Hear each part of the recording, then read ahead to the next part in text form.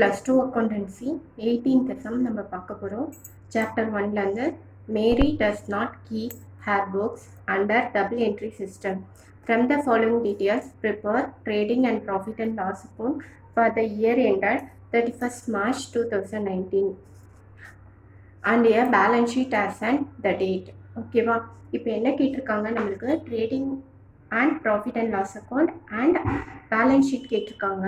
இது நம்ம போடுறதுக்கு முன்னாடி நம்ம இந்த ஃபுல்லாக வச்சு எதெல்லாம் கொடுத்துருக்காங்க, எதெல்லாம் கண்டுபிடிக்கணுன்றதை நம்ம முதல் பார்க்கணும். ஃபஸ்ட்டு பாருங்கள், ஃபஸ்ட்டு செக் பண்ணிக்கோங்க. முதல் ஓப்பனிங் கேபிட்டல் கொடுத்துருக்காங்களான்றதை நம்ம செக் பண்ணிக்கணும். ஓப்பனிங் கேபிட்டல் கொடுத்துருக்காங்களான்ட்டு. அந்த ஓப்பனிங் கேபிட்டல் கொடுக்கலன்னா நம்ம ஸ்டேட்மெண்ட் ஆஃப் அஃபேர்ஸ், இதுக்கு முன்னாடி சம்லெல்லாம் பார்த்துருப்போம். Statement of affairs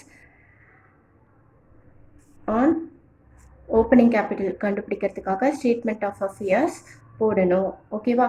opening capital கொடுத்துருந்தா இது போட வேண்டாம். நெக்ஸ்ட்டு வந்து கிரெடிட் பர்ச்சேஸ்.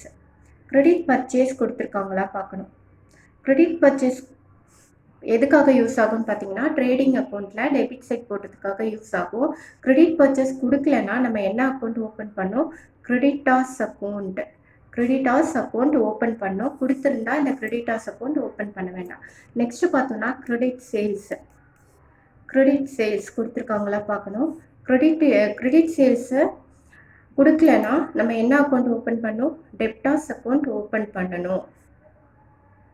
இதெல்லாம் நம்மளுக்கு தெரியணும்னா கொஸ்டினை ஒரு வாட்டிக்கு 2 வாட்டி படித்தா மட்டும்தான் இந்த சம்மெல்லாம் போட முடியும். இப்போ credit sales debtors account open பண்ணோம் கொடுக்கலன்னா.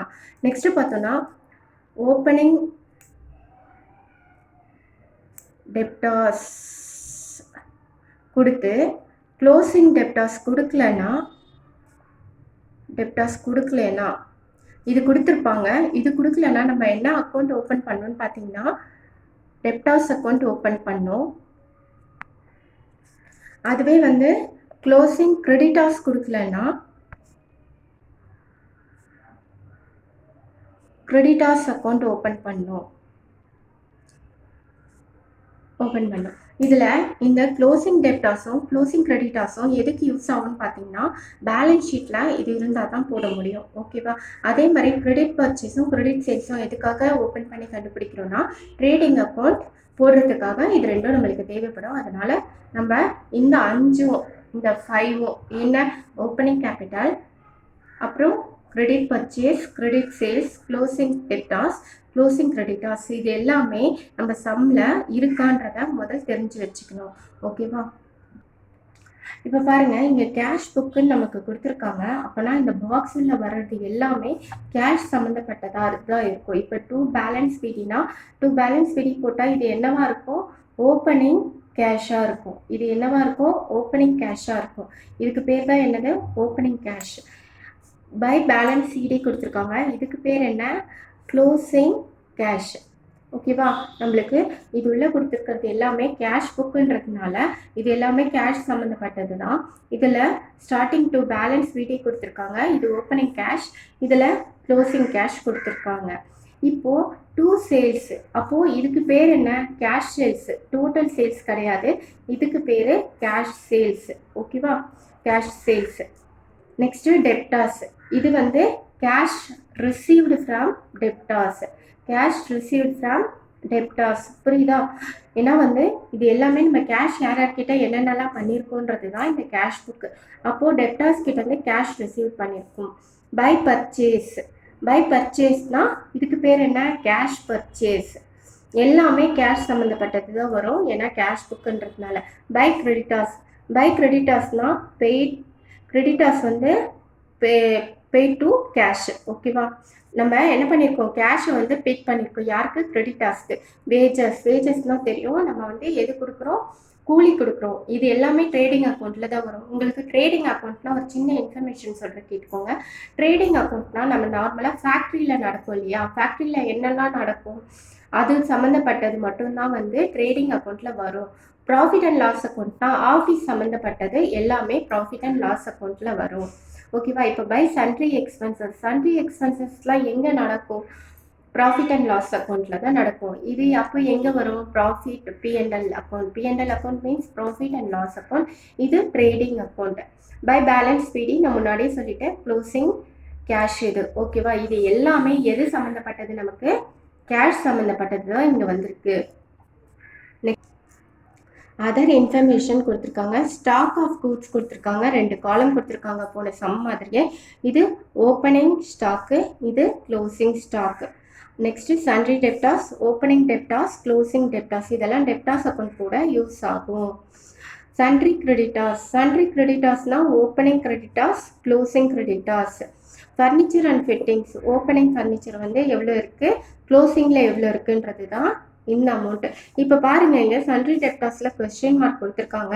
எப்பவும் நம்மளுக்கு இந்த லாஸ்ட் இந்த செகண்ட் காலம் அதாவது க்ளோசிங் எப்பவும் பேலன்ஸ் ஷீட்டில் வரும். அதனால் க்ளோசிங்கில் இருக்கிறது எல்லாமே நமக்கு தெரியணும். ஓகேவா? அப்போ இங்கே கொஸ்டின் மார்க் கொடுத்துருக்காங்கன்னா நான் உங்களுக்கு ஏற்கனவே சொன்னேன், க்ளோசிங் டெப்டாஸ் கொடுக்கலன்னா என்ன அக்கௌண்ட் ஓப்பன் பண்ணி க்ளோசிங் டெப்டாஸ் கண்டுபிடிக்கணும்? டெப்டாஸ் அக்கௌண்ட் ஓப்பன் பண்ணி க்ளோசிங் டெப்டாஸ் கண்டுபிடிக்க முடியும். அடிஷ்னல் இன்ஃபர்மேஷன் பாருங்கள். கிரெடிட் பர்ச்சேஸ், கிரெடிட் பர்ச்சேஸ் 1,80,000 கொடுத்துருக்காங்க. கிரெடிட் சேல்ஸ் 2,90,000 கொடுத்துருக்காங்க. ஓப்பனிங் கேபிட்டல் 2,80,000 கொடுத்துட்டாங்க. இப்போது நான் சொன்ன 5 விஷயம் பாருங்கள். ஃபஸ்ட்டு வந்து ஓப்பனிங் கேபிட்டல் கொடுத்துருக்காங்களான்னு பார்க்க சொன்னேன், கொடுத்துருக்காங்க.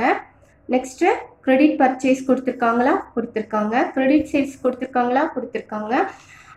நெக்ஸ்ட்டு க்ளோசிங் கிரெடிட்டாஸ் கொடுத்துருக்காங்க.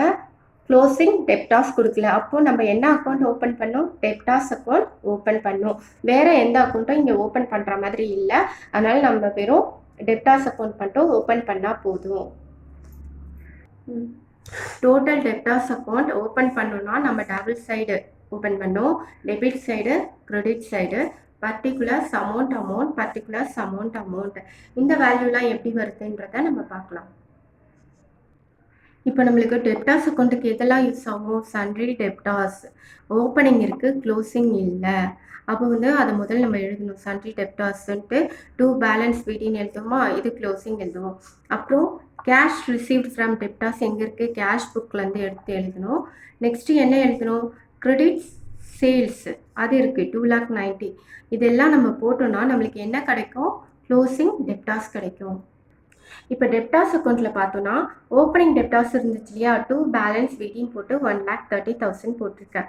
இது எந்த சைடு? Debit side. ஃபார்மேட் படித்தா நம்மளுக்கு தெரியும். இப்போ கிரெடிட் சேல்ஸ் அவங்களே கொடுத்துட்டாங்க. நம்ம போன சம்மிலலாம் நம்ம கண்டுபிடிக்கிற மாதிரி வரும். ஆனால் இந்த சம்மில் கிரெடிட் சேல்ஸ் கொடுத்துட்டு க்ளோசிங் டெப்டாஸ் கேட்குறாங்க. அப்போ கிரெடிட் சேல்ஸ் எவ்வளோ இருக்குது? 2,90,000. இப்போ பாருங்க, கிரெடிட் சைட் போயிருக்கேன். பை கேஷ், கேஷ் புக்லேருந்து நம்ம பை கேஷ் ரிசீவ்டு ஃப்ரம் டெப்டாஸ்ன்னு சொன்னோம் இல்லையா, அந்த அமௌண்ட்டு 3,40,000. இப்போது இது வரைக்கும் இது இல்லை. இப்போ இது ரெண்டுத்தையும் ஆட் பண்ணால் 4,20,000 வரும். நெக்ஸ்ட்டு பாருங்கள், இது 4,20,000லேருந்து 3,40,000 போச்சுன்னா நம்மளுக்கு என்ன ஆன்சர் வரும்? 80,000 வரும். இதுதான் நம்மளுக்கு என்ன பேலன்சிங் ஃபிகர். இதுக்கு என்னென்னு எழுதணும்? பை பேலன்ஸ் பிடின்னு தானே எழுதுவோம். இதுக்கு பேர் தான் க்ளோசிங் டெப்டாஸ். இப்போ நம்ம இந்த க்ளோசிங் டெப்டாஸ் கண்டுபிடிச்சாச்சு. இந்த க்ளோசிங் டெப்டாஸ் எதுக்கு யூஸ் ஆகும்? பேலன்ஸ் ஷீட் போடுறதுக்காக யூஸ் ஆகும், அசெட் சைடு. இப்போ நம்ம trading and profit and loss account போட போகிறோம். அதில் பார்த்தீங்கன்னா பர்டிகுலர்ஸ் அமௌண்ட், பர்டிகுலர்ஸ் அமௌண்ட், இங்கே டெட்டாரு, இங்கே கிரெடிட்டாரு. ஓகேவா? இப்போ பார்த்தீங்கன்னா எப்பவும் நம்ம ட்ரேடிங் அக்கௌண்ட்டில் என்னென்ன போடுவோம்? ஓப்பனிங் ஸ்டாக் போடுவோம், டு பர்ச்சேஸ் போடுவோம். ஓகேவா? அதுக்கப்புறம் அதில் வேறு எக்ஸ்ட்ரா எதனா கொடுத்துருந்தா வேஜஸ், அப்புறம் சம்திங் ஃபேக்ட்ரிஸில் நடக்கக்கூடிய செலவு எல்லாமே இந்த சைட் போடுவோம். நம்மளுக்கு புக்கில் பார்த்தோம், டு ஓப்பனிங் ஸ்டாக் வந்து என்ன இருந்துச்சு? 1,10,000 இருந்துச்சு, அதை எழுதிட்டேன். டு பர்ச்சேஸ், கேஷ் பர்ச்சேஸ் வந்து கேஷ் புக்கில் கொடுத்துருந்தாங்க. தெளிவாக கவனிச்சுக்கோங்க. கேஷ் பர்ச்சேஸ் கேஷ் புக்கில் கொடுத்துருந்தாங்க 1,50,000. கிரெடிட் பர்ச்சேஸ் எதில் கொடுத்துருந்தாங்க? 2,90,000. இது எல்லாமே நமக்கு என்னது? பர்ச்சேஸ். ஓகேவா? இப்போ கேஷ் பர்ச்சேஸ்னா 1,50,000 கேஷ் புக்லேருந்து எடுத்துருந்தோம். கிரெடிட் பர்ச்சேஸ் வந்து அதர் இன்ஃபர்மேஷன் வந்து 2,90,000 எடுத்து ரெண்டுத்தையும் ஆட் பண்ணி 4,40,000. இன்னொன்று என்னென்னா பர்ச்சேஸ் ரிட்டர்ன் எதனா கொடுத்தாங்கன்னா அதை லெஸ் பண்ணி போடணும். ஓகேவா? 2 வேஜஸ் 70,000 கொடுத்துருக்காங்க. ஓகேவா? கிராஸ் ப்ராஃபிட் நம்ம எப்பவுமே கண்டுபிடிக்க வேண்டிய அமௌண்ட்டு. இது நான் வந்து உங்களுக்கு கண்டுபிடிச்சு காட்டுறேன். ஏற்கனவே போட்டதுனால நான் அப்படியே வச்சுருக்கேன். இப்போ பாருங்க, கிரெடிட் சைடு வந்திருக்கேன். பை சேல்ஸில் கேஷ் சேல்ஸ் வந்து கேஷ் புக்லேருந்து 3,60,000 எடுத்திருக்கேன். கிரெடிட் சேல்ஸ் வந்து 2,90,000. அதுவும் நம்மளுக்கு கொஸ்டின்லேயே கொடுத்துட்டாங்க. இது ரெண்டுத்தையும் ஆட் பண்ணால் 6,50,000. பை க்ளோசிங் ஸ்டாக்ல 2 காலம் கொடுத்துருக்காங்க இல்லையா, ஸ்டாக் இன் ட்ரேடு. அந்த ஸ்டாக் இன் ட்ரேட்லேருந்து க்ளோசிங் ஸ்டாக் எவ்வளோ இருக்கோ 1,80,000. இதையும் எடுத்து எழுதிக்கிட்டேன். க்ளோசிங் ஸ்டாக் பற்றி ஒரு இன்ஃபர்மேஷன். க்ளோசிங் ஸ்டாக் எப்போமோ 2 இடத்துல வரும். ஓகேவா? ஒன்று ட்ரேடிங் அக்கௌண்ட்டில் கிரெடிட் சைடும் பேலன்ஸ் ஷீட்டில் அசட் சைடும் வரும். அதை மட்டும் நல்லா ஞாபகம் வச்சுக்கோங்க. இப்போது இது ரெண்டுத்தையும் ஆட் பண்ணால் நம்மளுக்கு எவ்வளோ கிடைக்குது? 8,30,000 கிடைக்குது. நெக்ஸ்ட்டு இந்த 1,10,000 4,40,000 70 இது எல்லாத்தையும் ஆட் பண்ணி அதை 8,30,000 கூட லெஸ் பண்ணோன்னா நம்மளுக்கு 3,20,000 கிடைக்கும். என்ன பண்ணும்? இது கூட 8,30,000 கூட இது எல்லாத்தையும் ஆட் பண்ணி லெஸ் பண்ணால் 3,20,000 கிடைக்கும். Next profit and loss account போனால் கிராஸ் ப்ராஃபிட் வந்துச்சு இல்லையா, 3,20,000 எந்த சைடு வந்திருக்கு? டெபிட் சைடு வந்திருக்கு. அது அப்படியே கிரெடிட் சைடில் எழுதணும். ஓகேவா? டெபிட் சைடு வந்த கிராஸ் ப்ராஃபிட்டை அப்படியே கிரெடிட் சைடில் 3,20,000 எழுதிட்டேன். அப்புறம் அங்கே வேறு எதுவும் வரலன்றதுனால அங்கே எதுவும் எழுதலை. நெக்ஸ்ட்டு பாருங்கள், டெபிட் சைட் போகலாம். டெபிட் சைடில் சன்ட்ரி எக்ஸ்பென்சஸ்ன்றது நம்ம ப்ராஃபிட் அண்ட் லாஸ் அக்கௌண்ட் தான் வரும். ஏன் கேட்டிங்கன்னா அது வந்து நம்ம ஒரு ஆஃபீஸில் யூஸ் பண்ணக்கூடிய செலவு. ஓகேவா? 1,27,000. To depreciate on furniture. டிப்ரிஷியேஷன்லாம் கண்டிப்பாக நம்மளுக்கு எங்கே காட்டணும்? ப்ராஃபிட் அண்ட் லாஸ் அக்கௌண்ட்லேயும் காட்டணும், பேலன்ஸ் ஷீட்லேயும் காட்டணும். 2 இடத்துல காட்டணும் டிப்ரிஷியேஷனை. ஓகேங்களா? அடிஷ்னல் இன்ஃபர்மேஷன் எப்போமோ 2 டைம்ஸ் வரும். நீங்கள் ஃபைனல் அக்கௌண்ட்ஸ் நல்லா போட்டுருந்தீங்கன்னா இந்த சம் ஈஸியாக இருக்கும் உங்களுக்கு. டு டிப்ரிஷியேட் ஃபர்னிச்சரோட வேல்யூ பார்த்தோம்னா 80,000. 10% டிப்ரிஷியேஷன் கண்டுபிடிக்க சொல்லியிருக்காங்க. அதை கண்டுபிடிச்சோன்னா 8,000 வரும். அந்த 8,000 மட்டும்தான் நம்மளுக்கு இங்கே வரும். ஓகேவா? அதுக்கப்புறம் என்ன பண்ணணும்னா இந்த 3,20,000லேருந்து இங்கே எவ்வளோ வந்துச்சு? 3,20,000. அந்த 3,20,000லேருந்து 1,27,000 8,000 ஆட் பண்ணோன்னா நம்மளுக்கு 1,85,000 கிடைக்கும். ஓகேவா? இந்த 3,20,000லேருந்து இந்த 1,27,000 8,000 நான் வேணா இங்கே போட்டு காமிக்கிறேன் உங்களுக்கு. பாருங்கள், 3,20,000லேருந்து இந்த ரெண்டுத்தையும் எது 1,27,000 8,000 ஆட் பண்ணால் நம்மளுக்கு எவ்வளோ ஆச்சு? 1,35,000. இந்த 1,35,000 லெஸ் பண்ணோன்னா நம்மளுக்கு எவ்வளோ கிடைக்கும்? 1,85,000 கிடைக்கும். 1,85,000 கிடைக்கும். இந்த அமௌண்ட் எடுத்து இங்கே எழுதணும். இது நெட் ப்ராஃபிட். ஓகேவா? கிராஸ் ப்ராஃபிட்டை எப்பவும் ப்ராஃபிட் அண்ட் லாஸ் அக்கௌண்ட்டுக்கு கொண்டு வந்திருப்போம்.